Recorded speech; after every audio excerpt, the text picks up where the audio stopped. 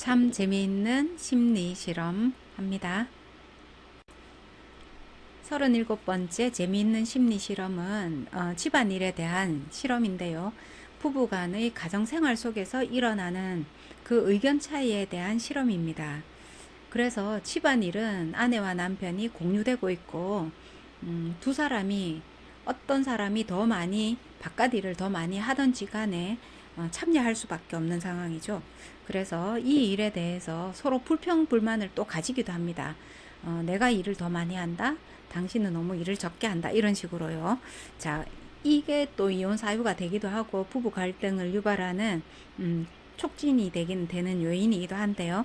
캐나다 워털루 대학교 마이클 로스 교수는 이 문제에 대해서 실험을 실시했습니다. 그래서 실험 설계는 평범한 부부 몇십 쌍을 대상으로 했고요. 이들에게 20가지 가정생활에서 활동할 수 있는 그 목록을 보여줍니다. 그리고 아내한테도 주고 남편한테도 주고 각각 그 목록에서 자기가 더 많이 하는 것에 체크를 하라라고 이야기를 했죠. 자, 이렇게 했을 때 20가지 활동 중의 내용은 아침밥 준비하기, 설거지하기, 집안 청소하기, 장보러 가기, 아이들 돌보기, 케어하기 이런 것들로 주로 이루어져 있었습니다.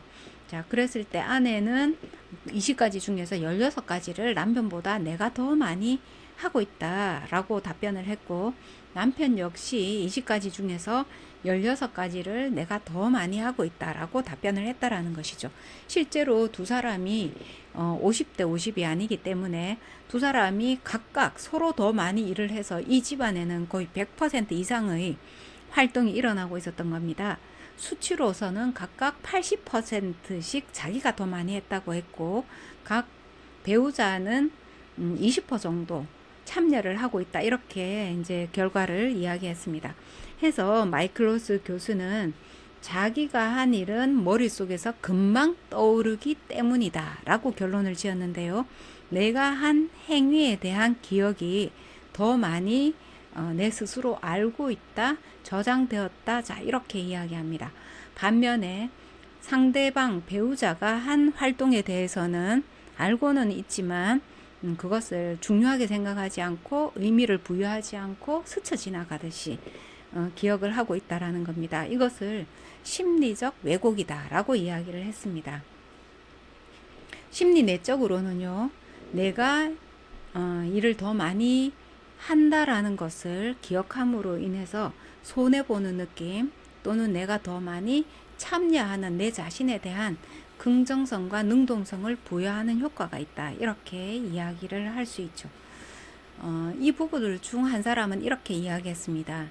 남편이 내가 항상 화장실에 갔을 때 휴지가 다 떨어져서 내가 두루마리 휴지를 가져와서 갈아 끼운다 라고 이야기를 한 거죠. 항상 그것은 거의 내가 했다. 항상 내가 했다 라고 이야기했는데 그 아내는 웃기지 마라.